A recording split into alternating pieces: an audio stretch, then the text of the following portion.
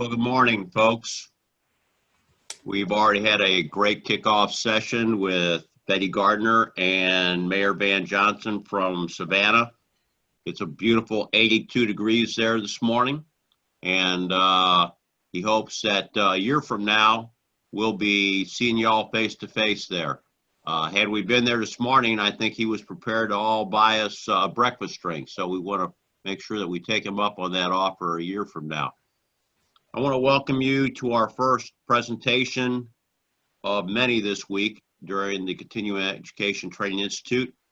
Our presentation this morning features Kevin Rogers from Cypherspere, and our topic this morning is credentialing a workforce. Next chart, please. We want to take time out to thank our wonderful sponsors. If you were in the waiting room prior to us starting, you got to see some of the videos from those sponsors, for which we are truly indebted to their great response to this virtual event.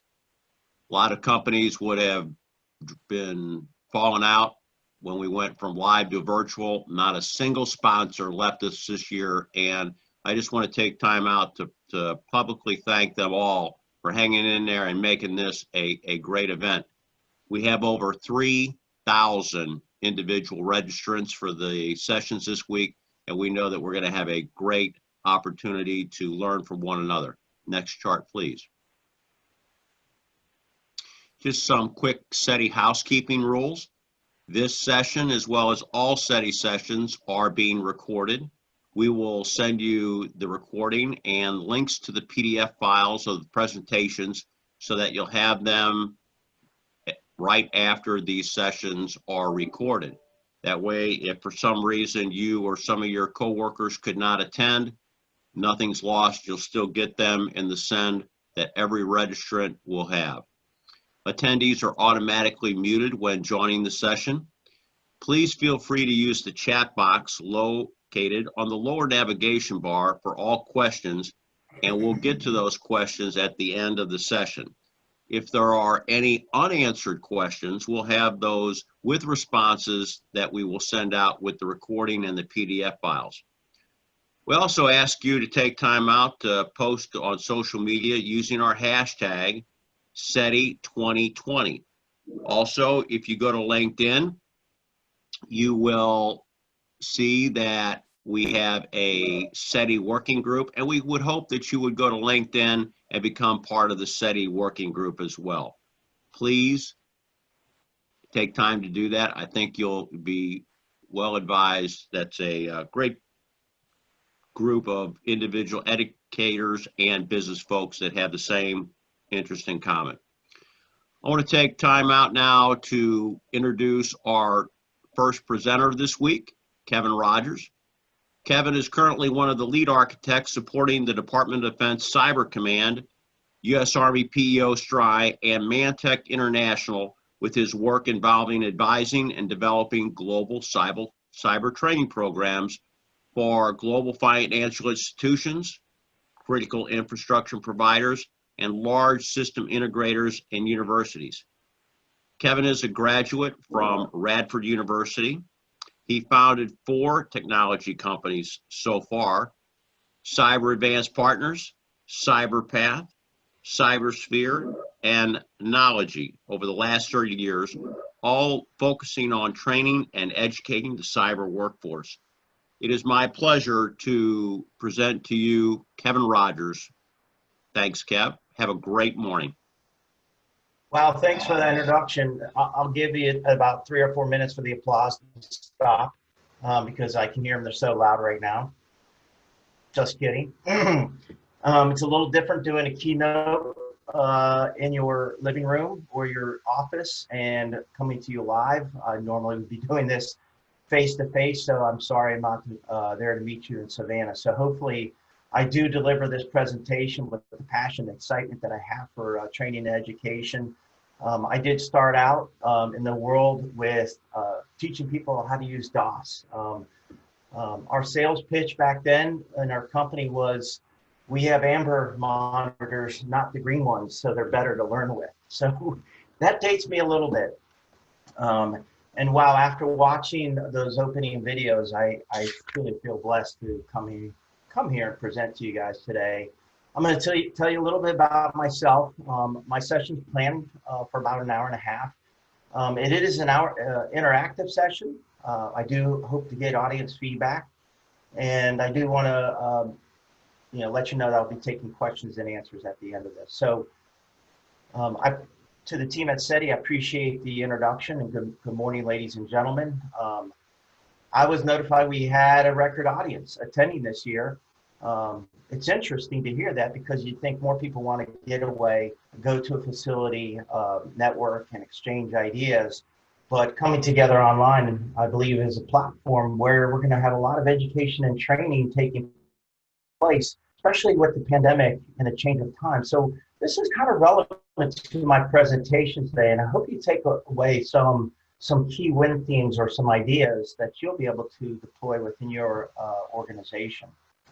Second of all, I want to thank all the sponsors for this week to make sure that we could deliver all these sessions this week, and really appreciate their support. I've spent about 10 years at the National Cryptology School, and when I really first got into developing cybersecurity curriculum. So today I'm going to be talking about credentialing, but it's credentialing skill set that's fairly difficult, and I think I've gone through so many different use cases that some of my stories are going to impart some insight and wisdom that I hope you can walk away with some ideas how you can use this at your schools or organizations. So you'll notice these icons to the left here on my PowerPoint. CAE is a Center of Academic Excellence. That's an NSA program. I'm going to talk a little bit about that one. I was actually nominated in 2014, one of my companies, as Partner of the Year. And at that point, I was working with over 200 different universities across the country, ranging from 2-year schools to 4-year schools. So I gained a lot of insight talking to the professors. I got to meet a lot of students. I also got to meet a lot of people on the operations side, and even the vendor partners who are providing the curriculum to help support cybersecurity. So that was a great experience. Number two, I spent a lot of time, about 6 years, at National Cyberwatch, and that was a volunteer position. Under that position, I volunteered to be the lead on developing curriculum standards for cybersecurity for 2 years and 4-year schools. And I worked with Michael Locke at the time. He was the, I don't know his official title, but he was in charge of STEM education for our nation. And then I worked with a lot of different states on those standards, because the reality was, when we started to try to work on national standards, really the states deploy their own standards for learning. And what was amazing was the National Cyberwatch Center gave us the ability to create that message and deliver that to all the states in a unified way. And then there were some standards that were created by that. So another fun and exciting chapter in my life. Today, oh, by the way, let me go to the 2 universities here. I'm going to talk about Radford University and Liberty University. Those will come up as use cases. I've also worked, the reason I bring these up, I've worked hand in hand with these organizations to start from scratch, from zero, and help them develop a program, one that increased their revenue, but is really focusing on fixing the skills gap in cybersecurity, and it's a huge issue.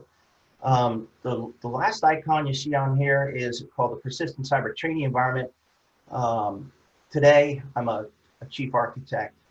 What I focus on is the user experience. There's about 10,000 cyber warriors in the U.S. military that focus on defending America's position. And what we do is we create high fidelity learning environments. I'm going to talk about the different elements in there. And by all means, any questions you have, either during the presentation or after, I'd ask you to save it for the end of the presentation, or you can even get my email later, and I'll respond with email responses to you personally if you want some insight and information. I'll give you an example of one huge challenge we're faced with. I just met with the U.S. Army Cyber Command. And this was in Augusta, Georgia. Prior to this pandemic happening. And when I was down there, I met with a group of about 15 individuals from the top echelon down to the executors of their program. And they have a workforce of about 18,000 individuals. Outside of their cyber mission forces, everybody else still has to have these cyber skills. And they told me about a program they were deploying down there. And I thought these statistics were just extremely interesting and also flabbergasting at the same time. So to create a cyber warrior within the U.S. Army, they spend or have a budget of $250,000 per user. So each student, $250,000 for a 2-year program. That's $125,000 a year. And they have enough funding to put 60 users through that program every year. And then they go through some type of credentialing program at the end of that. And one question came out of it: how successful do you think this program is? And their answer is, we only got 6 people through who got certified at the end of that 2-year period. So of 60 people, 54 failed to make the cut. So only 6 users. Now the amazing part was they said, we have 6 phenomenal, skilled employees. We're happy about that. So I was shocked to hear that. But we really need to focus on how do we get that pipeline filled up the right way? And then how can we get those numbers increased so we're not at a 10% return on our investment? And that's typical today from other organizations that I hear today. So we're going to talk a lot about cybersecurity. And my session's an interactive session. I'm going to have polling questions throughout my presentation. Your participation is vital to the success of my presentation, so please take time to respond to each question thoughtfully. You'll have about 30 seconds on average to answer each question, and I really do appreciate you responding. You'll notice that there's this little icon here with the red arrow. You'll see that on the slide, so realize when you see that icon, that's when a polling session is going to come up, or maybe two questions in a session. I do want to lay out a disclaimer that you don't have to worry about presenting. You don't have to worry about being exposed. We're not going to show your video on here. Realize we're not going to be zooming in, no pun intended on that one, and putting you on the spot with these polling questions. All polls are pop-up windows. You'll see it come up on your screen, and your responses will be anonymous. They'll be pulled together in a collection. Even when we disperse the data, your name and that information will not be sent out to anybody. So realize these are anonymous polls. So that really encourages you to participate and give your honest feedback. So with that said, let's zoom in on what we're here for today, okay? And I'll cut off the corny Zoom jokes. So my first poll is coming up here, but I do want to, again, welcome and thank you for your attendance today. When I looked at the attendee list, I think there was 168 individuals registered for my session. And I noticed there was, the majority of the attendees are from higher education working in the continuing education area or state entities. I'm sure there's other individuals in here. So I'm going to do a poll on that and facilitate this first poll by figuring out who my audience is. It's going to help me a lot understanding who I'm presenting to and what you really know about cybersecurity or what you're doing today. So Stephanie, why don't you bring up my first polling question, if you don't mind, and you'll see it pop up on your screen. Pretty simple. Thank you, Stephanie. That's amazing how technology works like that. And holy mackerel, people are pushing the buttons. Okay, so this is 1 of 2 questions. What industry are you representing today? And we can definitely see that state, local, commercial, nonprofit. Okay, so it looks like my 3 graphics here and what I labeled out is pretty darn accurate, right? I do know you're educators, a large majority of you, or they're focused on education. And when I look at higher education and continuing education, I don't look at any difference between those two, because I'm going to fundamentally talk about what it takes to be successful Meaning, what tools does it take to be successful to help educate, train, and credential the cyber workforce? And I have some really good use cases. I hope you walk away with some good information here. So the next poll coming up, so we locked in on that one. So thank you for that one. Stephanie wanted, let me share my results. And I think you can all see higher education, 58% of the attendees in state and local. Here comes Tennessee and a couple others that I saw on the list. So welcome, Tennessee. I know you can't talk back and hear me, but I definitely know that I looked at the registration. So I do appreciate everybody who's here today. So I'm going to stop sharing this one. Let's go to the next poll. And Stephanie, there you go. Perfect. Okay, this is really easy. Thank you. So help me identify who I'm talking to today. You could please fill in the blanks here. What role do you currently support? And we'll take another 15 to 20 seconds here to let the polls come in. And holy mackerel, we have 177 individuals who are on the session right now. So 128, I'll give 50 of you about 10 seconds to fill in the blank, and then we will display the poll. Okay. And we'll finish right there. Now, this might help you understand how people see the world when it comes to presentation or our polls as we start to do things. This also helps me cater my presentation towards who's attending today. So a large portion, 58%, almost 60% of you are in training and development on the management side for continuing education. I'm looking at degree programs. One of my use cases is on a degree program. It's on a master's program that was deployed by Liberty. The other one is a continuing education program that was deployed by Bradford University. And then I can see there's a small group of individuals here who are in the curriculum development, some of the operations side. So this is going to be an easy presentation. So I'll keep it, I will not make this a technical presentation. I promise you. I'll have a little bit of technical talk, but I think it's for the right reason as we move forward. But that really helps me. So let me just share the results. Finally came in, and I'll learn to click on that button a little bit more quickly so you know who's here attending today. Okay, so let's stop the share and move on to the next slide. Okay. And next slide, please. There we go. And one more. Okay, so let's start with an easy polling question to identify how big this problem is. Okay, so cybersecurity, huge problem.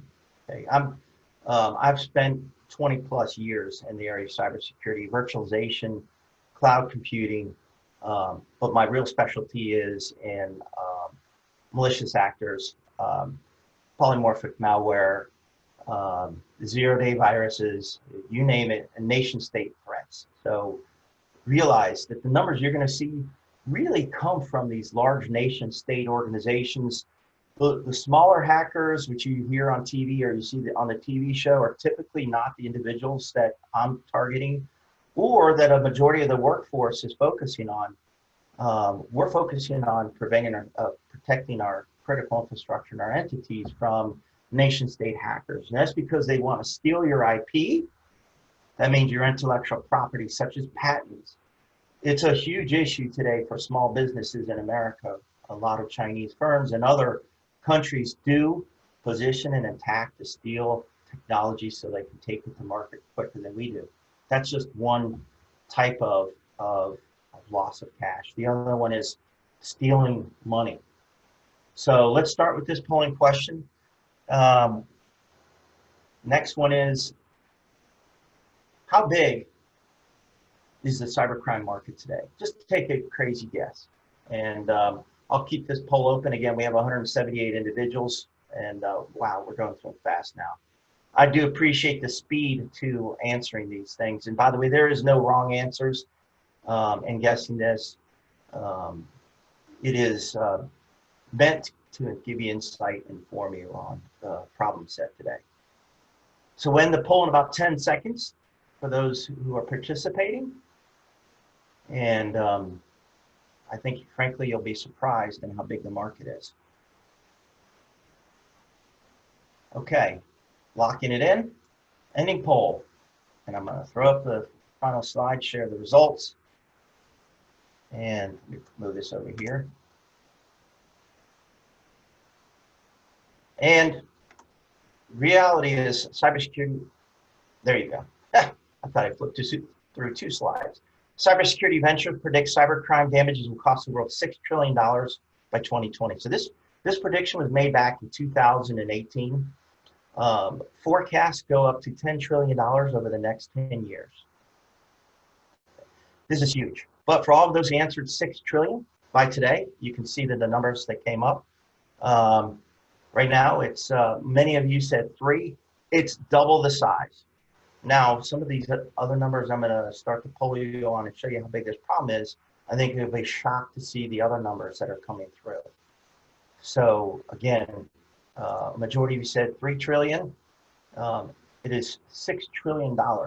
6 trillion being lost to cybercrime. Okay.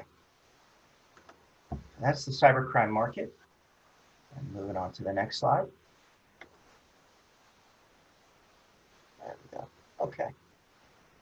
So why is this problem so big and why is it so valuable? I don't know many of you are as old as I am. And but when I started in this world, most of the evidence that I could leave behind as a younger kid in my generation was physical DNA. We did not have any mobile devices. There was nothing tracking us. There was no computers back then.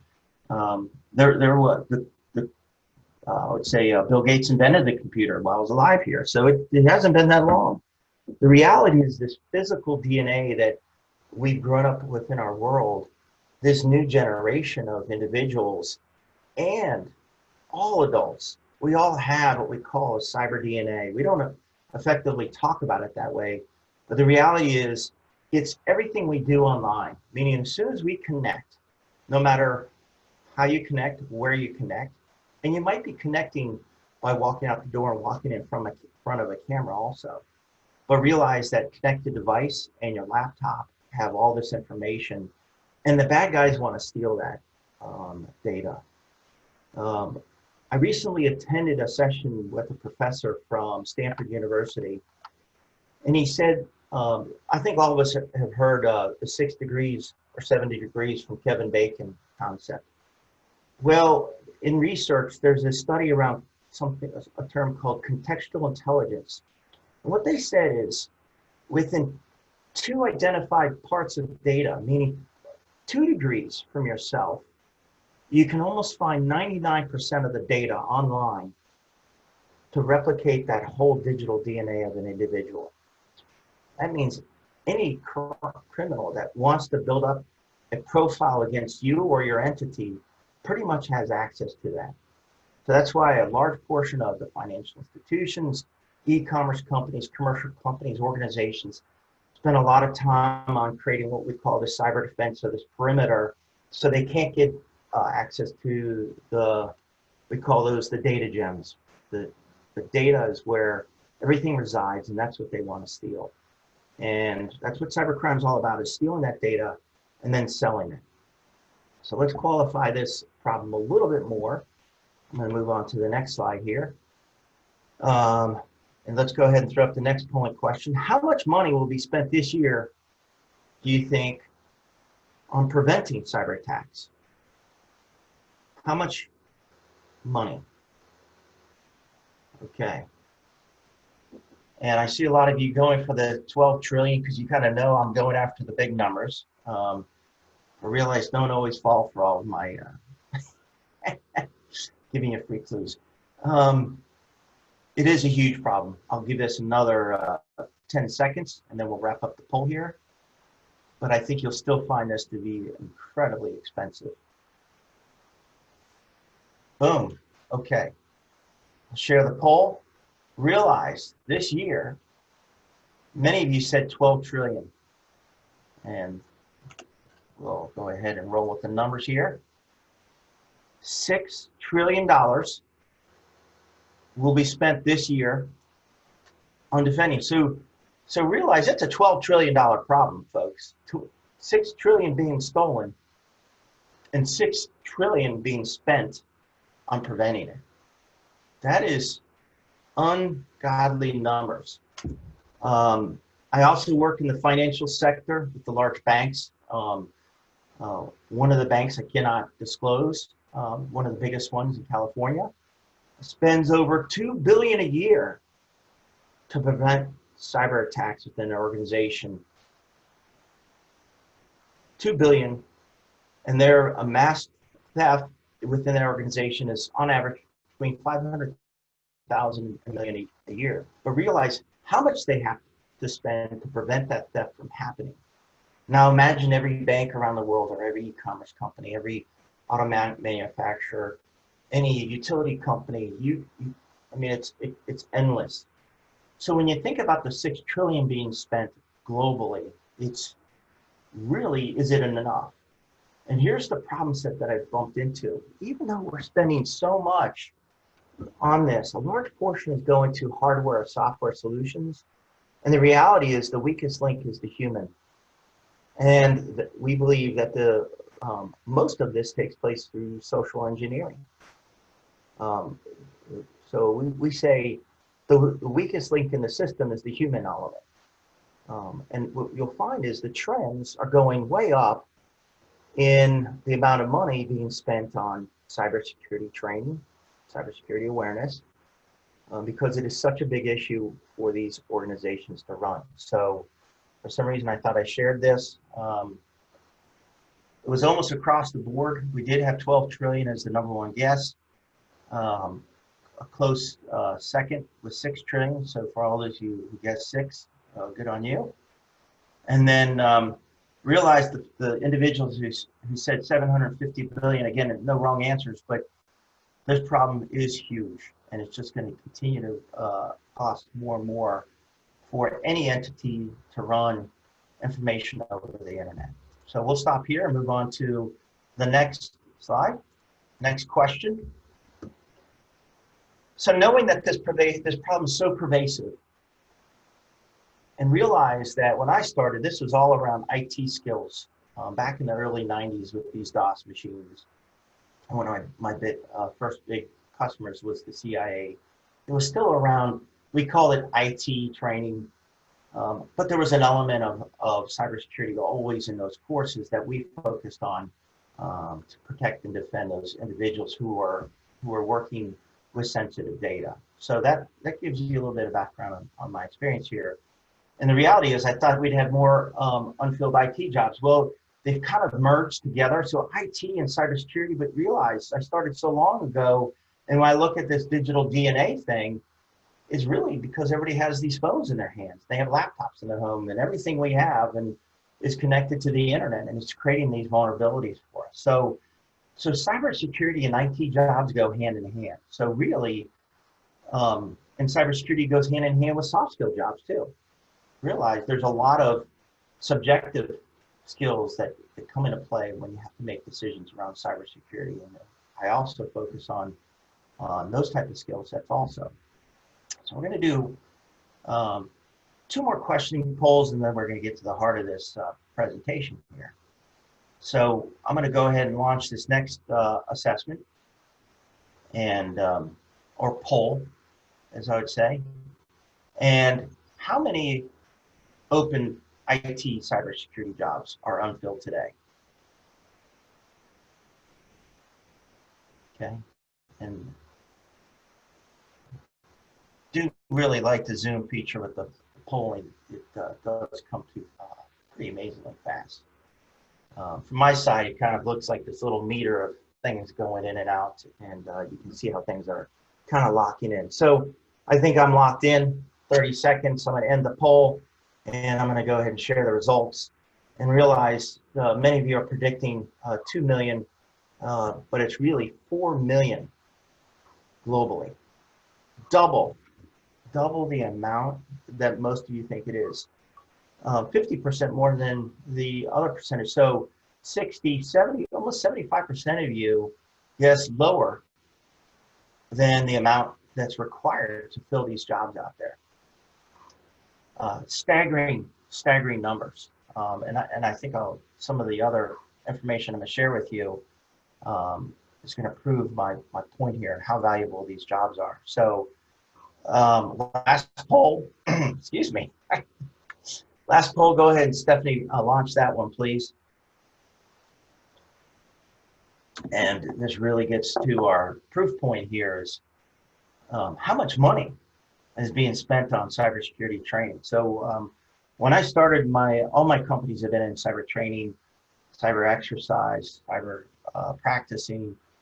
There's a large amount of money being spent on cybersecurity training. I've had access to venture capital money, and they go out and do the research. I've had access to Wall Street. I've had access to the customers, and it is it's a huge market. And this is called the addressable market, meaning there's a lot more being spent on IT training. We're just talking about the cybersecurity side of stuff. I want to say the IT training market's close to 10 billion a year, just to give you a heads up. So you're going to see something amazing here and it's a little confusing to me. And let me just show you the poll came up. Oops. So right now, and I'll just go ahead and finish up So even though IT training is like a $10 billion budget, 1.5 of that's in cybersecurity training. Here's the amazing part. A lot of organizations are starting to embed what we call cyber DNA, the foundation stuff, and I'm going to talk about that, into their curriculum. So it's tough to get an accurate number of what's being spent, but officially in the market, they say it's 1.5 billion. And there's a technology trend called hyperconvergence that's taking place right now. It's the convergence of compute, network, and storage.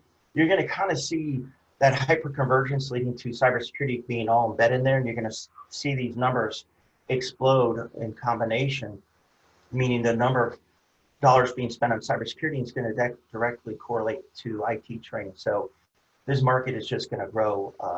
It's going to become huge. And when I say over the next few years, easily 10 to 20 years, this problem is what I call the biggest game of cat and mouse in the world. This is not something that you can solve today, and it's not about something you can win.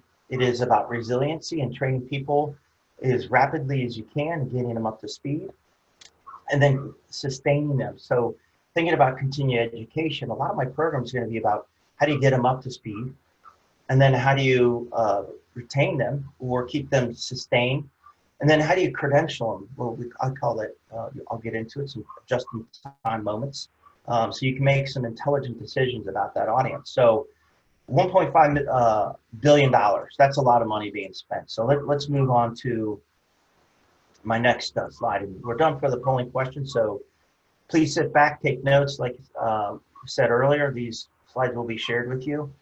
So I believe the market is going to continue to grow. Okay, so realize most security breaches are due to basic and unforced errors. Okay, preparing for the worst case does not work here. Okay, so unlike most training where you think you train for that worst case piece where you know it, it's a different model, and I'm going to talk about a use case out of Nellis Air Force Base and how we're addressing the training market, and I believe this also kind of reflects on the approach you take in training. There's way too much complexity, too many distractions, and too much noise. By the way, 2 in 5 report a concern that most cybersecurity professionals will be held liable for a data breach.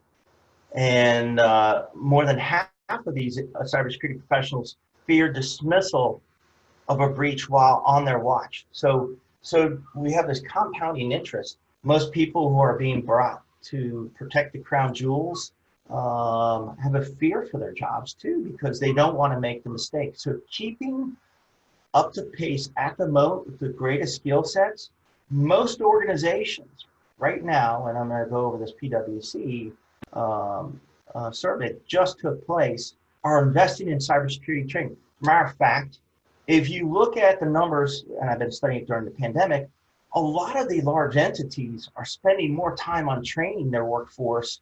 The ones that can afford it, the ones who are getting hit as hard in the pandemic, are taking this time to retool and to give them more training so they're better prepared coming out of this situation. So I thought this was an interesting poll. Just came out, April 2020 survey. And basically, of 2% of organization surveys are anticipating cuts in cybersecurity or privacy. Okay, so during the pandemic, we had, what was it, 30 million people? Huge numbers of people being let go. But of that 2%, only 2%, I think that percent is around right sizing, or organizations who are much smaller who just can't afford to keep those employees. The larger organizations are tooling up and actually hiring those individuals. I work with a lot of companies, and during this time frame, I noticed that they are actually hiring more individuals during this time frame and taking an advantage of the number of individuals, and they still have hard challenges trying to fill those gaps. I'll give you an example. One organization I work with today has 900 unfilled IT cybersecurity positions. 900. And that means, and reporting to Wall Street, Wall Street even knows this is an issue. And so how do they remove those barriers? They just cannot find the qualified individuals to do this. The other paragraph here, or a sentence here, you'll notice that 62% of organizations were planning these layoffs, and these were pervasive cuts across the board. But cybersecurity is such a niche job skill that it almost goes untouched when it comes to a skilled labor workforce. And I think you'll, as a matter of fact, I'll give you a funny story. This last week, about 10 days ago, my air conditioner broke. And there's six of us that live in this house. I have 4 daughters and my wife, and I have 2 dogs and a cat. And right when my air conditioner broke, peak temperatures hitting the Washington, D.C. area. That's where I'm right outside of Dulles Airport is where I'm calling in from today. I try to get someone out here to replace my air conditioner. As of today, I still do not have air conditioning in my home.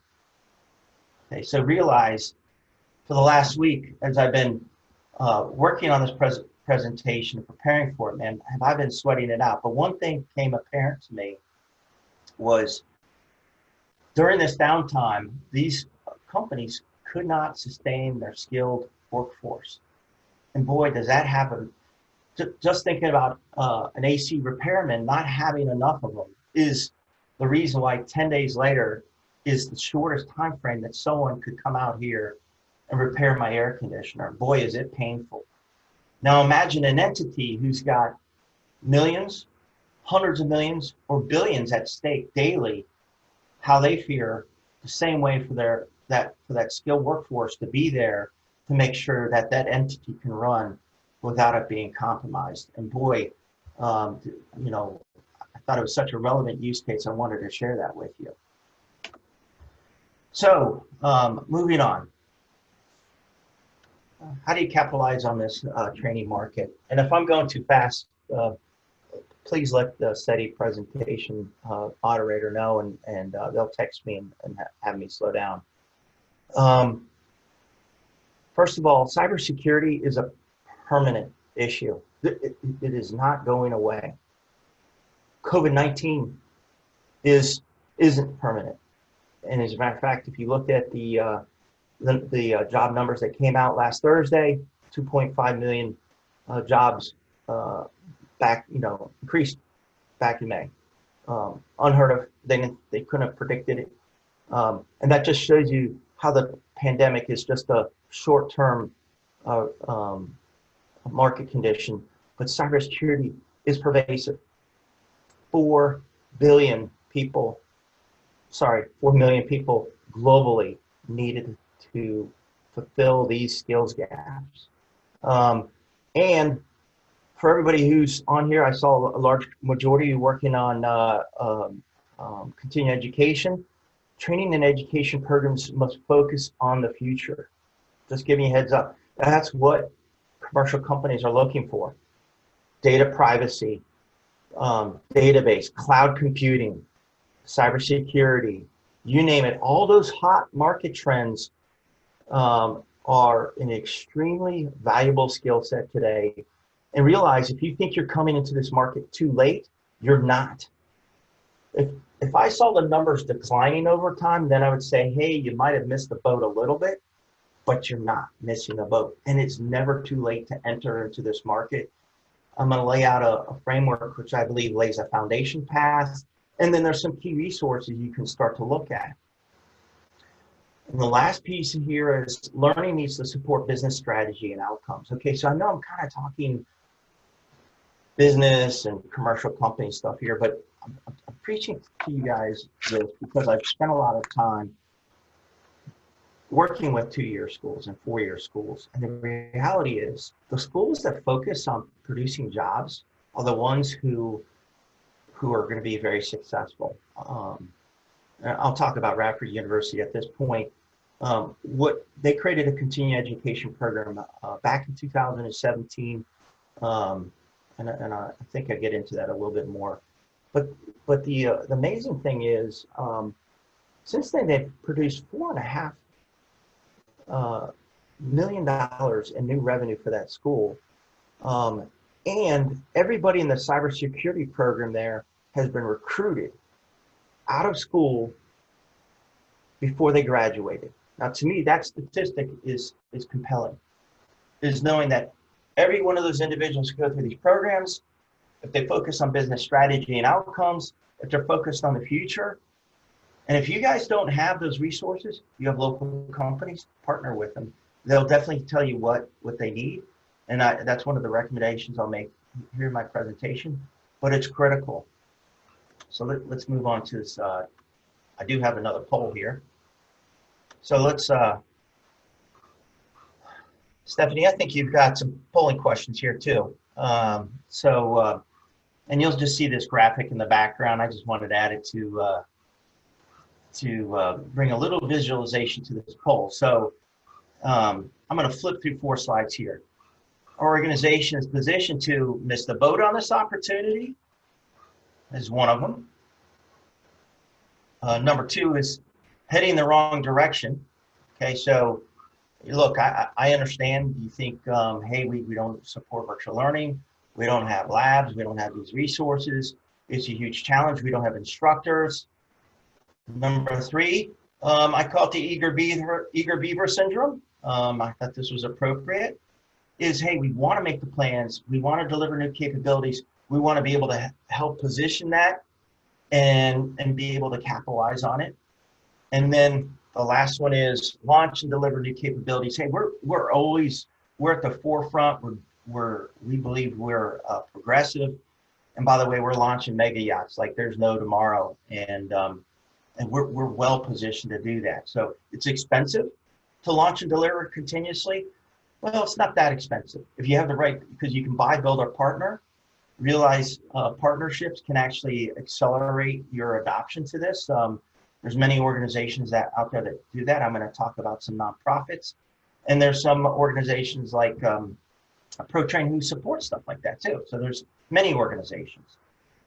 So let's go ahead and end the poll here. And I'm actually shocked on this poll, but I am surprisingly happy to see the results here. And I'm going to share these results. And that is 63% of you are eager to make plans to deliver new capabilities. Fantastic. I think that's why you're attending this CETI event. It'd be interesting to hear from the 4 people who said we're heading the wrong direction. I'm not going to ask you to speak up, like I said earlier. And then a few who believe you're going to miss the boat. And I understand that, right? There's politics, there's tenureship, there's money, funding, there's also location. I believe cybersecurity is not a location-based service, by the way. However, you can take advantage of regional resources to accelerate your learning. And then launching and delivering new capabilities, fantastic. 22%, that's the number that really surprises me. So I'm really glad to see that one. So I'm going to stop sharing that poll. And again, we're going to share these polls with you later so you can see these results. So where do we start? So first of all, for those eager beavers and everybody else who wants to capitalize this, even if you think you're going the wrong direction or you have challenges, realize that there are zero cost opportunities that you could take advantage of today. And I'm going to bring up a couple of these. And I mentioned Buy, Build, or Partner. Again, you don't have to build everything. Building everything means you have to start from scratch. It takes a lot of time. You have to find the experts. It's costly. And sometimes you just don't think you have the right guidance or expertise to do it. You can buy and co-build, which is another great way, or you can partner. Some organizations know how to do the marketing, some know how to do the training, some provide outsourced instructor services, some provide all of it. But to get ground truth, I would say leverage industry resources. I'm going to go over those slides here in a few seconds. Those industry resources will help you gain ground truth on the standards that have been created nationally that you can leverage to support a highly effective cybersecurity program. I know that, like I said, CETI is a yearly conference. The Centers of Academic Excellence is an NSA program. I actually give you some links to how you can apply for these applications. It's all free. And then attending the CETI conferences, I think the next one's going to be virtual. You can go on there, and it's where academia shares best of breed practices. And by the way, there's a ton of white papers on there and post briefings on what's worked well and what hasn't in cybersecurity. So you don't have to wait till the next session. You can go out and access those resources.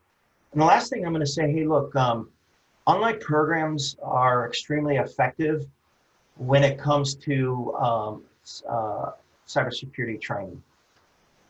And I'm going to tell you why here in a second. But let's get into these industry resources.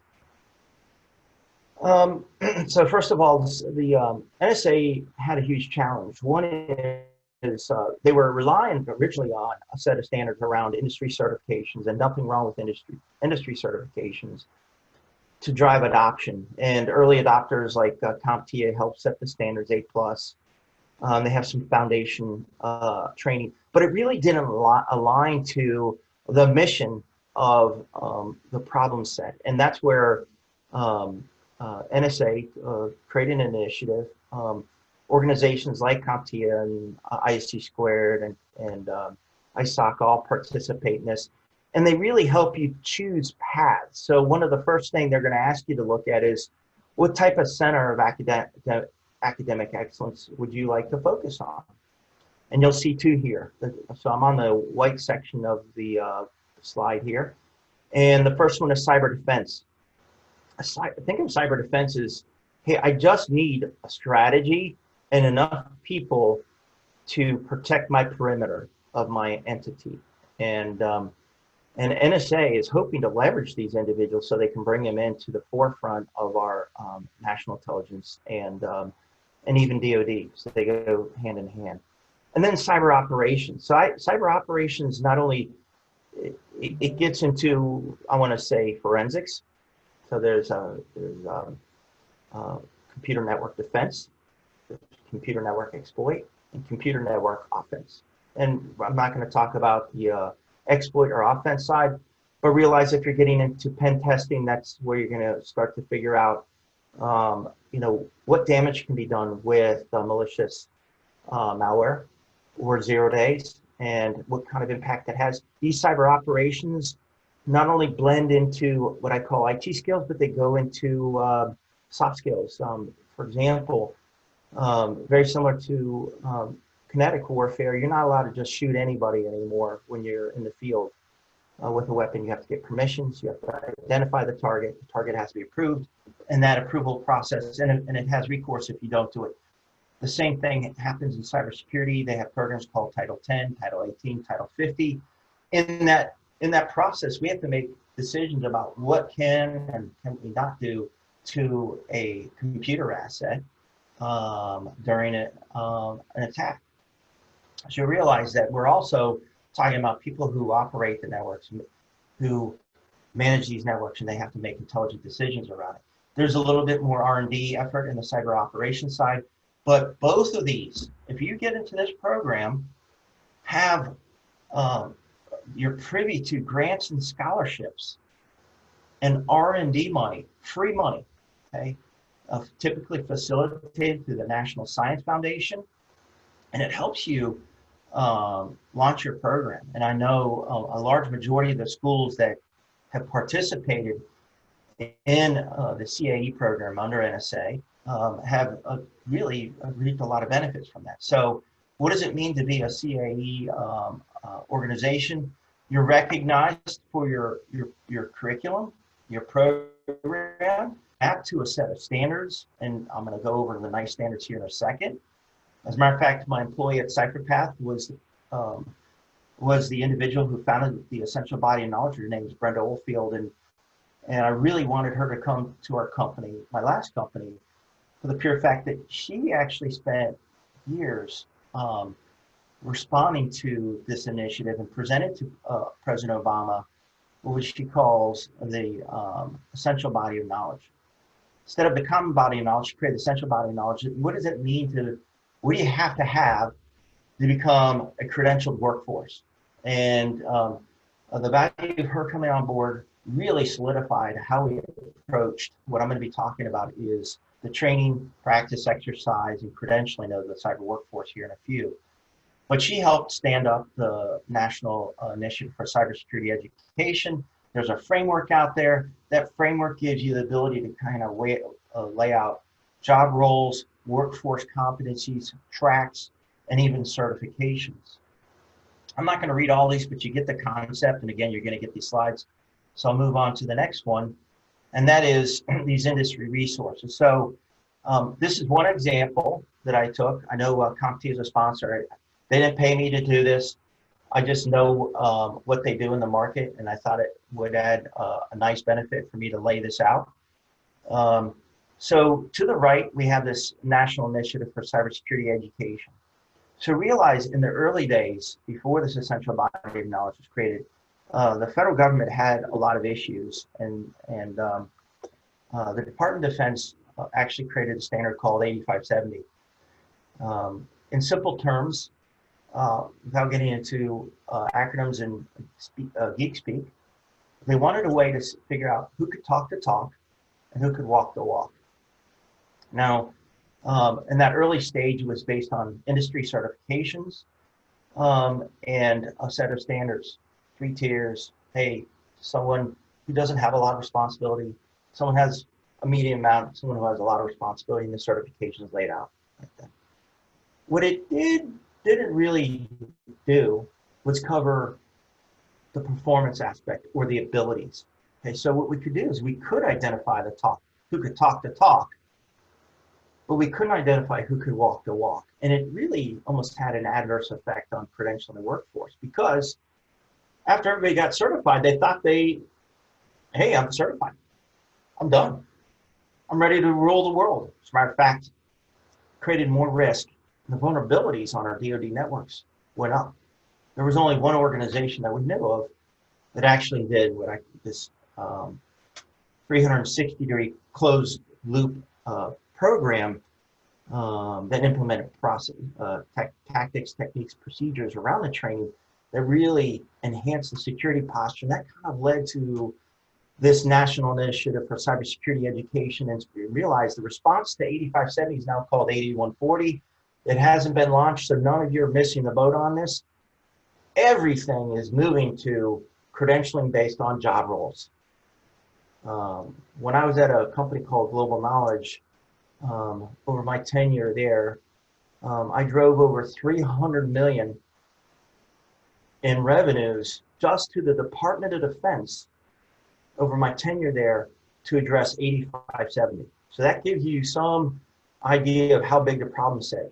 Now, what's even better or more important to know about the National Initiative for Cybersecurity Education is 8570 and NICE and all these initiatives to certify people. This is not new news, and it's gained so much momentum now that almost every organization, you look at the financial sector, you look at new tools, you look at how credentialing is done, you're going to find these frameworks embedded in those tool sets. So it's now become a standard.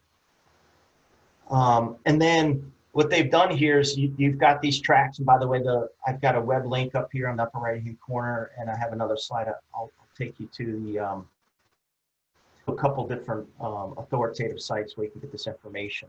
But what I did here to the left was I took this nice framework and said, okay, so how is industry and how can you leverage industry to address this problem set today? Okay, so CompTIA has looked at this problem set, and as a matter of fact, their core, what I call their cybersecurity baseline certifications, left-hand side, the A+, Network Plus, and Security Plus, were really a product of prior to 8570, but became really the credentialing aspect that people are used. I call it the point-in-time credentialing, and then they have to use CEUs after that to guarantee that they keep up with their skill sets.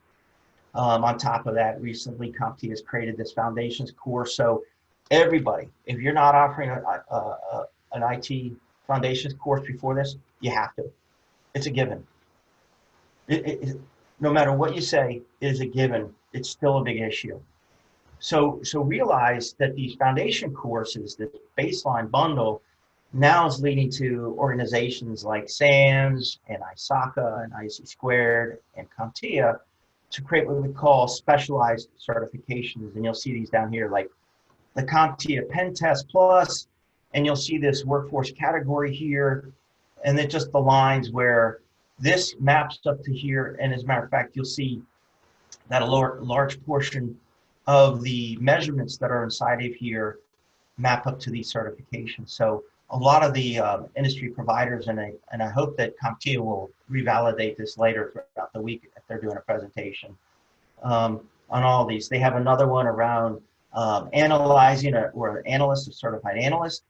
You're going to find that these certifications are addressing the biggest problem set. So I believe over time, you're going to see more and more of these certifications. I know there are certifications across the board that cover each one of these workforce categories. Again, I just use this as an example, but realize organizations today do have the ability to provide the instructors, the curriculum, the marketing, everything that you need so you can launch this program seamlessly within your entity and without a big heavy lift. And they give you the consulting and advice that you need. So, you know, that leads kind of to my next slide here is do you buy, build, or partner? Now, this picture here is with Terry McCullough. When I'm also the president and chairman of our alumni board at Radford. I'm as you know, a graduate of Radford, and I spent about 3 years prior to this working with Radford on building an exercise environment so they could do cyber competitions in the state. But here's the amazing numbers. Since 2017, Radford University has added 4,500 students online. 4,500. That is an extremely fast ramp up. But I believe, and here's some of the key things that you should look for when you're deploying the solution. One is it's got to be comprehensive. If you're going to just do one little course, it doesn't create tracks. I would provide anytime, anywhere training. I'm going to talk about online training here. Provide fresh and relevant content. So make sure you have a content engine or a content team that can continuously provide you that content. There's companies like CIW who do that. I saw their logo on here. I know they do stuff like that. They also provide hands-on labs, which creates these faster ramp-ups. If you already have these resources, make sure you have credentialed instructors. Because I can tell you this, that everything we're doing is around a validated and authoritative approach to cybersecurity credentialing. Validated and authoritative. If you're going to go into the market, do not go in using just made up content. If you're going to do it, build the content with a partner or an authoritative source. You could say Amazon or whoever, but it needs to be authoritative, and you need to have a credentialed instructors who can talk the talk, walk the walk, and the students want to learn from that relevant work experience. So rely on resources that can identify and find those resources for you. So let's get into this roadmap to success. And how can you do this? Because I know you're eager to do things. So this little blueprint, there's 4 categories here. Develop a go-to-market plan. So when I say GDM, go-to-market, using industry certifications. It is by far the best and most preferred way by any authoritative organization, meaning financial institutions, even the persistent cyber training environment. We're looking for validated, authoritative, and verified content in our solutions. That means that rigor's been established. That means that there's testing. That means they have rigor in their as a testing center. As a matter of fact, that's one of the things that you should do. If you don't offer testing services at your facilities, provide it. And if there's new innovation out there that provides online testing, definitely do that. And I believe with COVID and the pent-up amount of getting into a View or Silver Prometric testing site shows that we need online ways to credential the workforce. Some other things, and your go-to-market plans. Look locally where you can provide what we call cyber competitions. Do you have to have it? Absolutely not. There are a handful. If you want access to different providers, I can give you a list of them who create cyber competitions. Some colleges do. Some of them will even share those competitions and even their systems to help you do it. But provide local cyber competitions so you can compete at either local or regional or national level competitions. Cyber competitions basically validates that you're on the map. Just giving you a heads up. That's how the market is when it comes to 2-year and 4-year schools. Cyber competitions is kind of that validation point for who's going to hire this workforce in the future. Next key thing is, hey, look, driving awareness, marketing yourselves, take your database and figure a way out. You just create awareness that, hey, we're helping create the cyber DNA or the next generation of workforce of the future. So if you're not providing a cybersecurity training today, make sure they're aware of it. Make sure you can offer the foundations. As a matter of fact, most of the 2-year and 4-year schools either have articulation agreements with one another, or they're working with high schools to create articulation agreements or drive awareness from a high school into a 2 or 4-year school so they can pick those students up into that program. I know Radford University does that. They use that as their approach. They created a free Train the Trainer for all high schools in the state of Virginia, and those students were well aware of that curriculum, their labs, and how they do business, and it's a great feeder system for how they do business. Third one, and I mentioned this again, deliver using certified instructors. I've mentioned this, but when you use certified instructors, it means that it really qualify them for the real world experience. Okay, so just because they have a certification, that's one part in the process. Make sure they can talk the talk, walk the walk, and then make sure that they know how to work in live lab environments and know how to support practicing during, in, and out of the classroom, because that's going to be an essential part of a successful program. And then partner with your local businesses. I think it's essential that you find out the needs in those markets, and you'll find that maybe cloud certifications, even though it's not cybersecurity, that there's an element of cybersecurity that's going to be tied to these cloud certifications. Someone like Amazon or other hosting companies may need those certifications. They're in your area, definitely do it. If they're not, if you don't even have that in your area, still look for it, search for it, and then approach those companies like Amazon, because Amazon has no borders. Either does Uber or Lyft. So these large enterprise organizations don't think locally either. So where you are local, where you can have that impact and gain that awareness, and where they want to help you as a business, go for it as a, when I say business, as a school. And and I believe it's extremely valuable. If you can, those combined, you're going to be able, definitely be able to attract and retain students. You'll, if you follow those criteria, you'll be able to gain recognition, prestige in the market, especially if you go for a center of academic excellence.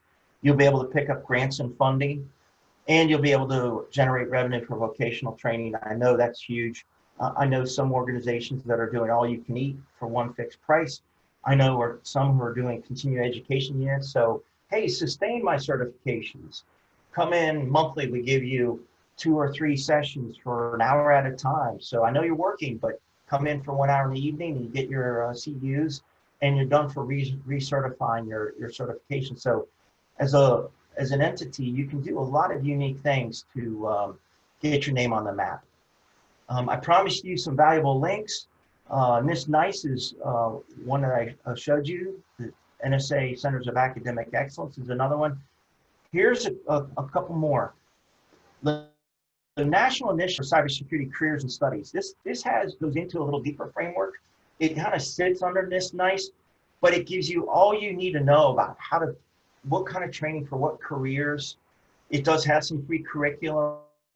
It gives you advice on offering this, how to integrate into the classroom, tips and tricks on virtual training and online instructor-led. And then the colloquium is the yearly conference that I talked about that's held under the Centers of Academic Excellence. Realize that this is a resource that you're going to get when the slide deck goes out. I created these hyperlinks. You just click on it, you get right to it.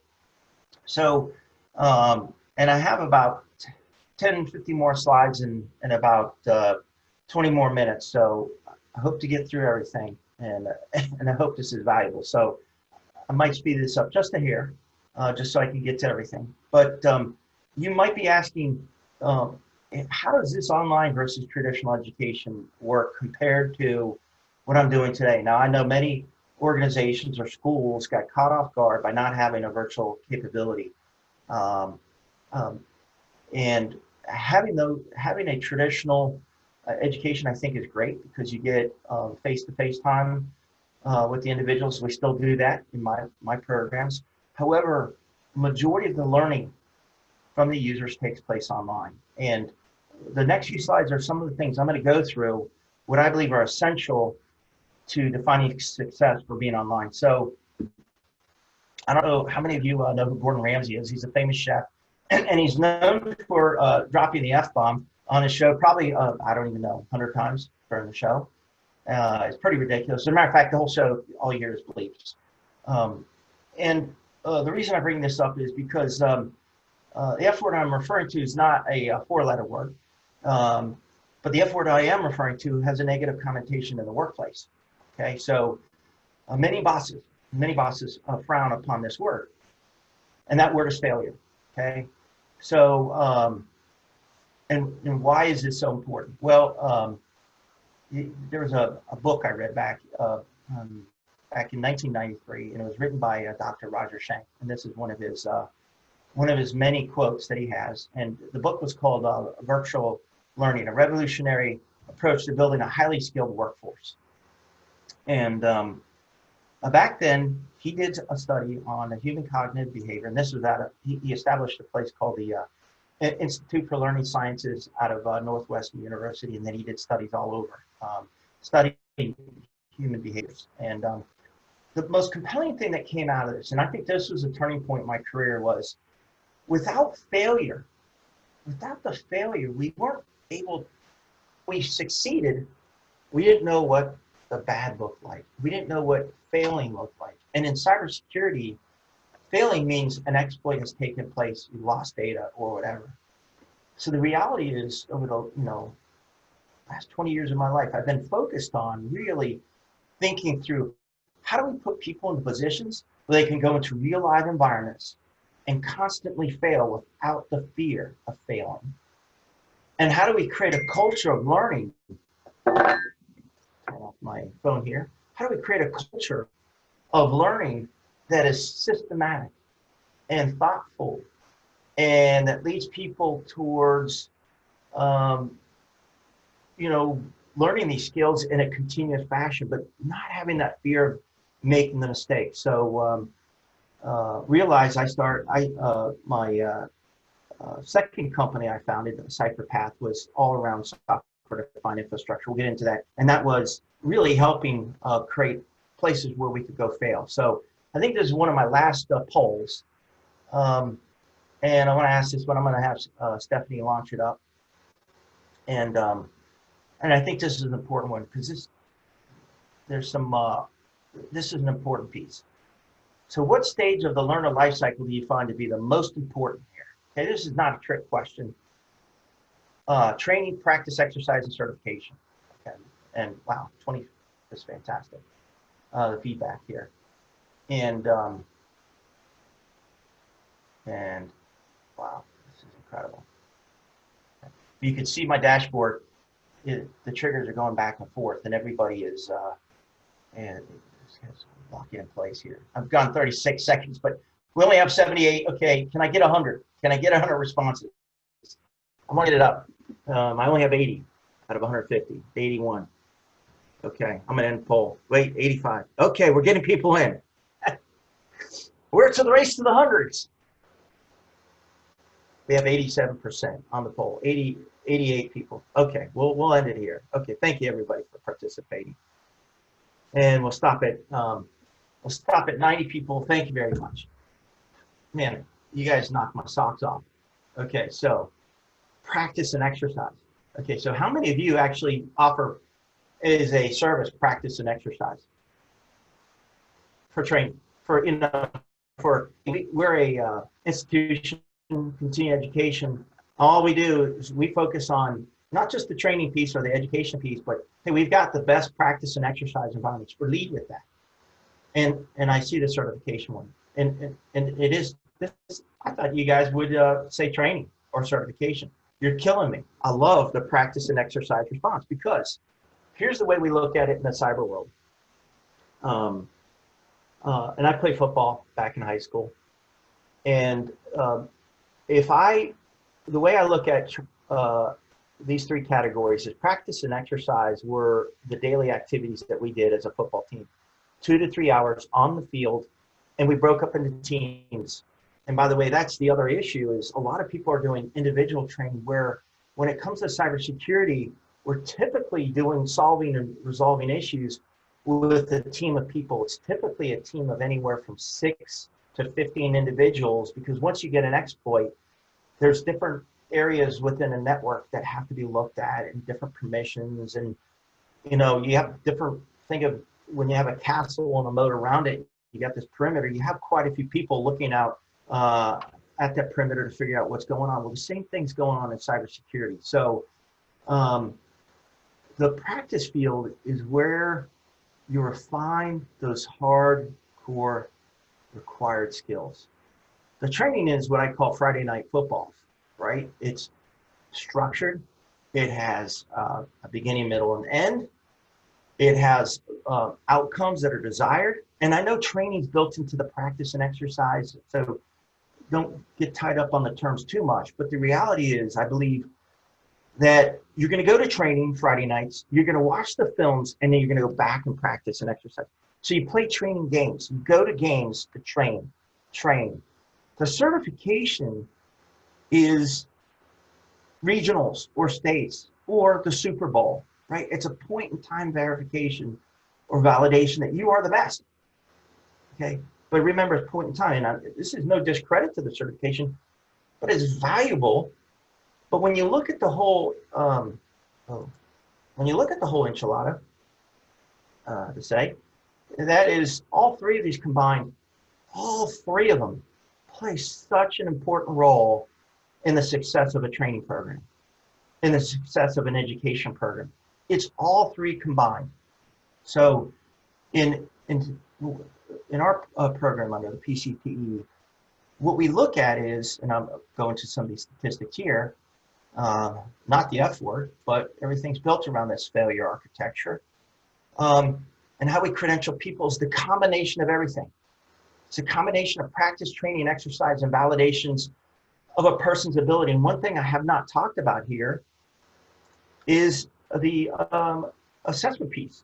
It's the first time I'm addressing this during this, but one of the things that we do in my line of business when we're preparing people to go on missions is that we're constantly putting them into what we call this practice and exercise environments. They're across from each other because practice and exercise is where we practice with a team and then we get formally assessed so we can actually go back and play through. So think of those as scrimmages.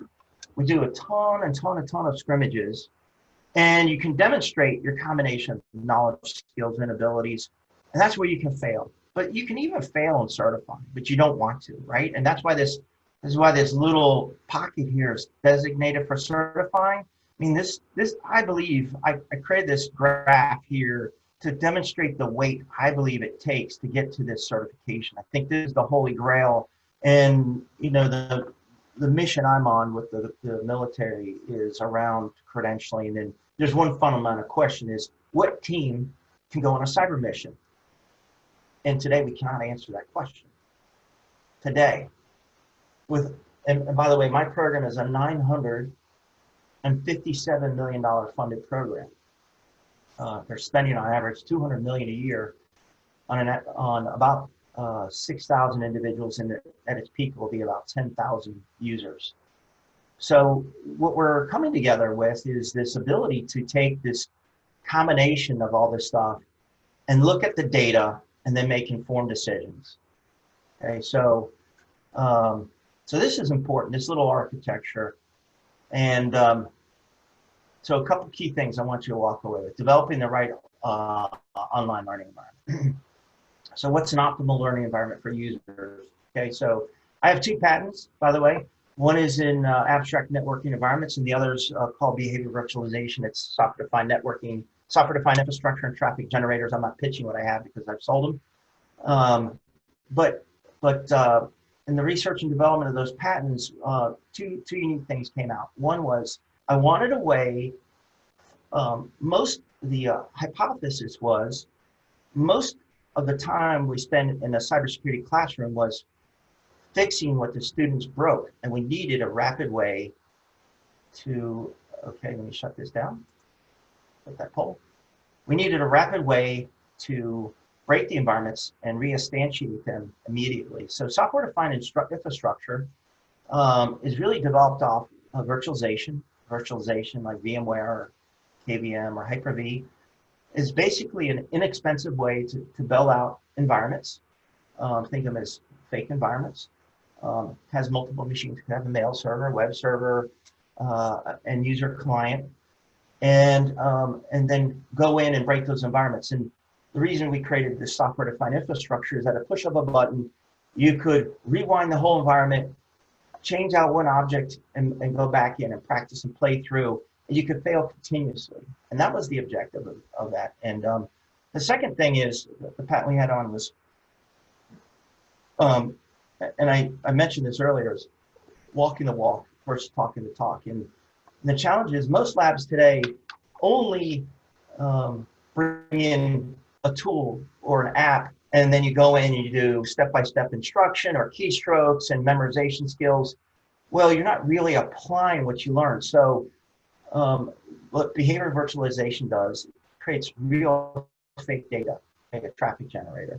And what that means is I can create digital actors that go and replicate lifelike patterns of people, put them on these fake networks, and make them act like good guys and bad guys. So when I put a human or a student or a user in the loop, either in a practice, exercise, training, or certification environment, that they're going to experience either the most benign or most malicious environment ever, and they can track and record without putting a bunch of people in there. So inexpensive, dirt cheap way, again, at a push of a button, I can get a bunch of fake actors replicating the life of an engineer, a CEO, an accountant, a student, a professor, and then clone those behaviors and put them into labs and light up networks like you've never seen before. It looks, is it Xerox or is it a Kleenex? I mean, you know, those coin terms, right? So, so my work today basically consists of studying and understanding cyber attacks, cyber terrains, these malicious state actors, and these technologies. And these networks need to live and breathe like they're extremely real. So replicating the most realistic environments. And realize this technology is just not for the military. It's being used and delivered by partners, or you can go out and buy these technologies at a very low cost and deliver it in the cloud like Amazon, or there's even free resources that are out there. So many of the resources I clicked on or added in my presentation give you the ability to bring this to the forefront. And so I'll leave with the last two slides. You can only fight the way you practice. Okay, so realize this leads to one of my last use cases here. I talked about Liberty University, and Liberty wanted to create a master's program in cybersecurity, but they wanted to do it differently. They said, hey, look, typically in a master's program, it's they wanted it to be practical skills, not theory, and they invested in a program around the same time Rapper did. And they launched a master's program, and 3 years later, they have now 900 students taking their master's in cybersecurity education. Now it's extremely comprehensive. They built, I think, 9 courses on their own. They hired a staff to do this. But what they end up doing is, from the beginning of the program, they actually build a company. That individual owns the company, and as you go through it, you build out the different services, and you have to have that company function, and then you bring employees into it, and it actually has to run. So over this 2-year period, when you're going through this master program, you're starting with a low fidelity of a company, but by the end of it, this thing is a living, breathing entity that is free of breaches and attacks. Huge money generating program for Liberty University. Highly effective. Again, 3 years ago is not a long time ago. Highly effective, highly engaging. Look for those kinds of resources. So you fight the way you practice the way you fight. Okay, it's got to be real. So look for those resources that do that. And this is my last slide here. I just want to leave with my last thought, that when you look at platforms, you need to take things into consideration. And there's a lot of tools in the market. There's vendor proprietary tools, and then there's what we call open source tools. And realize that since SCORM has been founded, which was founded back in the year 2000 by the Department of Defense, we have not had really good standards. And SCORM was the first standard that was basically a way for us to manage user data and who took what. Not at a micro level, at a very high level. And then XAPI came along, which is another standard, and literally back in 2017, the DoD standardized on that one, which includes now called a learner record store, or an LRS here. And again, I can send you this information later, but what you're going to find is these architectures will basically future-proof your approach to training and education your workforce, because there's new approaches called CMI5. Basically takes a much more granular way to break down that user activity, move them along, manage them better, create what we call systematically altered scenarios, which is some new technology we're working on, so we can, when we assess, we can actually remediate with new and better content or a new scenario. TLA is the total learning architecture. If you do a search under ADL and TLA, it gives you a full framework for what, if you're going to build your own, there's a bunch of open source tools there that you can use to build your own architecture. Many of the software tools are open source in that architecture, and you can really leverage that to kickstart or grow. If you feel like you're always enhancing, you're that eager beaver to change things, look at these next technologies. This is the deepest I'm going to the technical approach, but it's going to future-proof your approach, and it's going to prevent you from vendor lock-in. So I'll stop there. Realize I said cybersecurity is a never-ending game of cat and mouse. I truly believe that. If you go to my website, my whole story is on the story of Tom and Jerry, and it really is a nonstop story. And that's how I kind of view the world. Here's my address. Again, I'll give you the slides, and I do want to thank you I do want to open it up for questions and answers. We have about 5 minutes left here. So first, thanks again to ProTrain and hosting this event, and to all of our event sponsors. Thank you to all the participants and your participation in the polls. I really thank you for doing that. It helped me with my presentation. We'll be sharing these after the conference. I'll now open this session up for questions and answers. And again, thank you. Okay, Kevin, I'm going to try to get through as many of these as possible. Can you hear me? Yes, sir. Okay. First question we have is you talked about $6 trillion spent in prevention. Do you have any idea of what the actual cost of cyber attacks meant? Only in cyber crime, and that was the 6 trillion. Yeah, so cyber crime is the only numbers that Wall Street and other researchers are tracking. That's the 6 trillion in losses, but it's in trillions because of IP. Think about outages on critical infrastructure when New York City's critical infrastructure went down. There's been quite a few use cases in that case. There's satellites that have been hacked and taken over. That's created a lot of, I mean, I can't even go into all the details. There's been airplanes that have been hacked. That's created a lot of issues. So the true cost is, I mean, I can't even begin to guess the impact of the cost of this, and it's going to get a lot worse. I mean, if you look at Anonymous, they're really taking a heavy role right now in responding to the riots and everything that's taken on, the protests. Anonymous is really either impacting on a good way or in a bad way some of the effects, and they're using hacking techniques to really politically make some statements. And then same thing in COVID. I mean, we've suffered a ton of attacks. So you just can't even imagine the cost. Good question. Well, speaking of hacking, the next question is, will we ever have to worry about crashing of the internet, either at statewide or potentially nationwide, especially when everybody needs to see important events and or complete transactions? Okay, good question. Couple things will happen. One, the day that something like that takes place, couple things will actually happen. The internet will be up. Depends on where you are.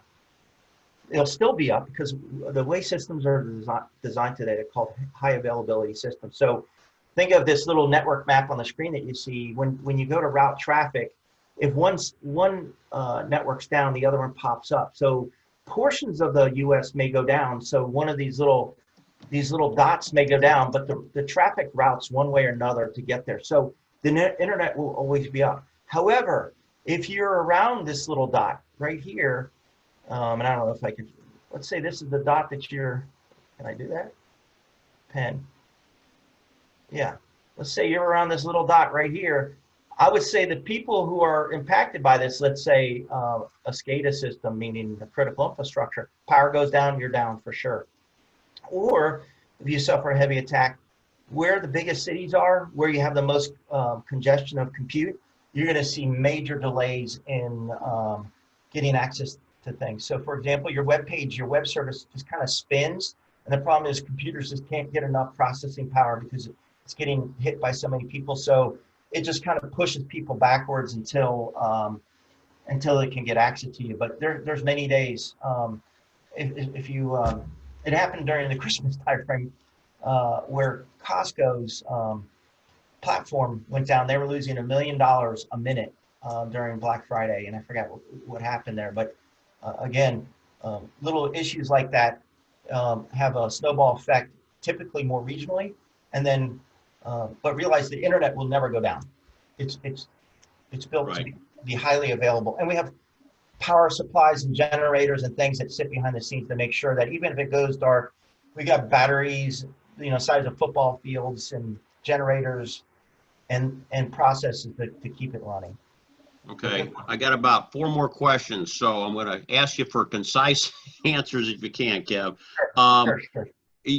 One of the questions was, have we documented the things that you've got in terms of things? Are the resources documented? I know that you cited a bunch of things at the bottom, and on some of your charts, you've actually got, I thought, the resources there. Is that correct, sir? Yes. But if the ones I didn't, like on the 4 million and stuff like that, I'll go and find the resource. I'll put them on the slides before I send them out. All right, great. The next one is, do you see a need for background checks being done at the schools or institutions to make sure that somebody that's in there learning isn't necessarily dirty? Okay, I mean, I know we do a lot of background checks en route to externship on the other side of training, but do you see a need to put it on the front side of training? Great question. I can answer this one concisely. You don't need to do background checks first. However, when you join the Centers of Academic Excellence under NSA, they have a program, and depending on the kind of grants you go after, you'll get a clearance for your school, and the students can get clearances. The amazing thing about that, those are worth $60,000 to $90,000 a piece, and they'll be employed easy. I mean, if they get certified or credentialed while they're freshmen, they'll be recruited no matter what, just because of their clearances. So under that CAE program, that's almost like doing a background check, but even better. Okay. Next question. Have you designed a program or format for high school students? Have you ever designed a program utilizing people who are academically competent or even incarcerated? Okay, so 2 questions. Yes, I've worked with the high school programs, and think of it as a foundation or a path leading from one to another. Now, incarcerated individuals, it's a great question, by the way, and depending on their background. So if they're white collar crime, I definitely want an offer to them. Right. Just to give you a heads up. However, those CompTIA courses I talked about, cybersecurity foundations, A+, Net Plus, and cybersecurity. The question is, the incarcerated individuals, most likely a larger entity, or I mean, I did background checks even as a small company. We'll do a background check on those individuals, and there has to be a trust factor there. Now, when you're getting a cybersecurity job, trust is at the foundation of everything. So I would say whatever you do in your programs, just make sure that trust is at the foundation of your program. If it's maybe if it's not that bad of a felony for whatever reason, speeding or drunk driving or something in multiple cases, I don't see that being a problem. But I would say pay attention to the type of people that you're trying to attract in the program. And I know there's state funding to do that. As a matter of fact, the state of Virginia has a lot of money to take these people who don't have jobs, socioeconomic classes, and others in the government to help fund stuff like that. And I'm sure it's a national effort across the board at different states. Yeah, I can just talk real quick. We have taught A+ fundamentals at a juvenile delinquent center, but they were pretty much cleared on their side, depending on what their crimes were that they were in there before they went in that program. The next question comes, so when a person has completed either an associate degree in networking, what types of jobs can they expect to apply for once they've got their degree? I think here's the deal. I've hired 4 interns over the last year, and we're going to hire close to 100 people on this program over the next year too. So with the networking degree, think of them as system administrators. They're going to be doing a lot of the blocking and tackling, logging, capturing logs, setting up machines, installing operating systems. So maybe it's a level 1 engineer, maybe it's a network administrator. If you're going to get onto the networking side, I would definitely say get the CCNA. It's highly valued in the market as a hard certification, and it's the Cisco Certified Network Administrator. Highly valuable in the market. Networking Plus, another one of them, highly valuable. CCNA is the most valuable of those. So look at those, have them apply, whether interns as a junior or a year before they're getting out of their program, or if they're a freshman, have them do an internship for their sophomore year.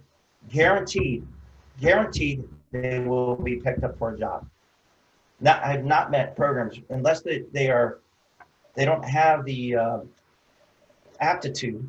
And if you're worried about it, I would, look at creating an aptitude assessment of the individuals coming in. That way, you can effectively train them and place them by doing a phase 1 aptitude assessment. And that's another thing that we do. Highly effective.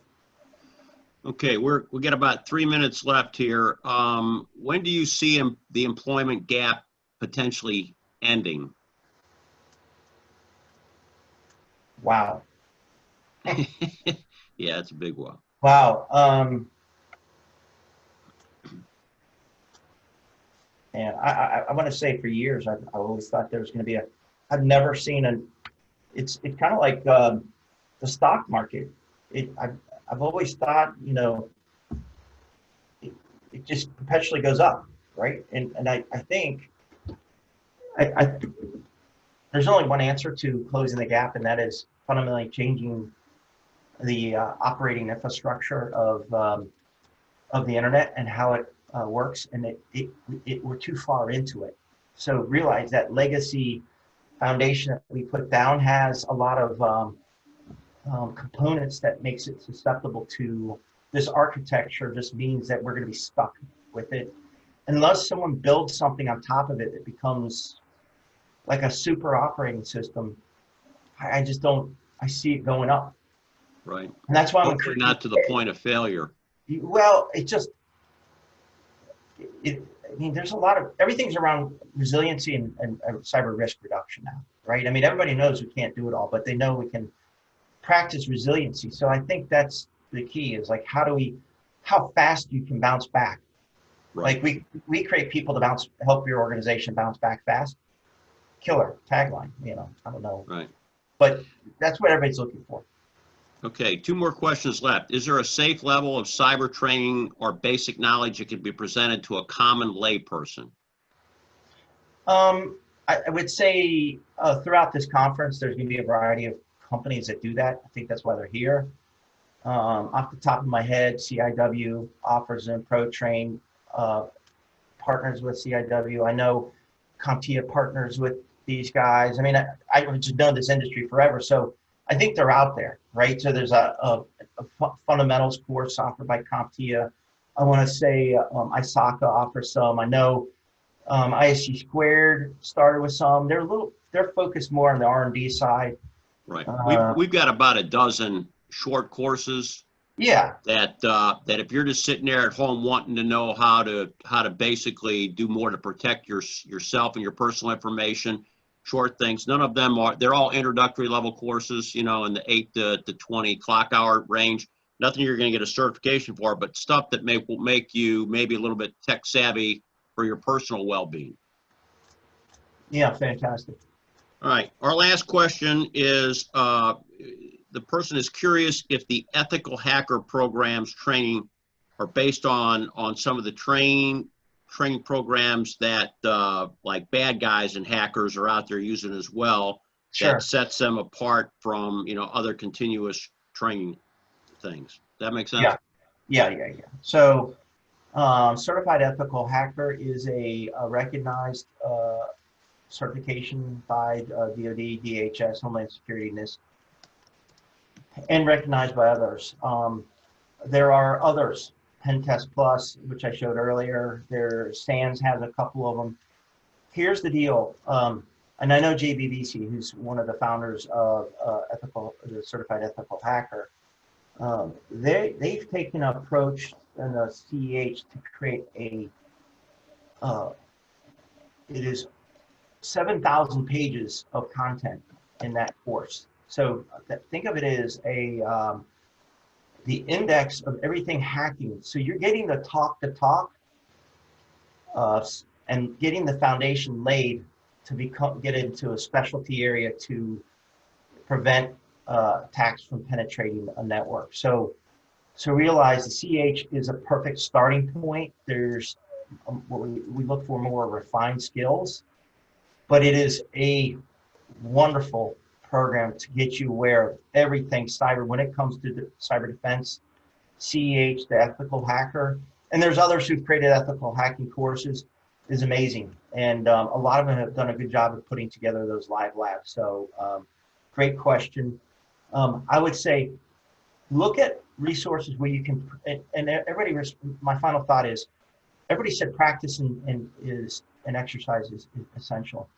I challenge every one of you to open up your thoughts and how you can articulate that message, because at the top of the food chain, most of them think of certification, and it's not about that. It's about giving people the ability to walk the walk. And unfortunately, we don't have enough places where they provide that. And I think if one, two, or a few of you end up doing that, I would be extremely happy to see that, because that's one of the failures in our learning programs today, is not enough practice for these individuals who are going on to get these critical skills. And that's it. Well, Kevin, I want to thank you for a great presentation. Also want to thank the people who are on today for their questions. And once again, thanks to all our generous sponsors for making this week and all the events possible. We hope that you've enjoyed this. As we said before, the recording will be sent to everyone, and enjoy the rest of your day. Hopefully some of you will be joining us for our next session, which starts here in less than 20 minutes. Kev, thanks again. Have a great afternoon, sir. Thank you, everybody.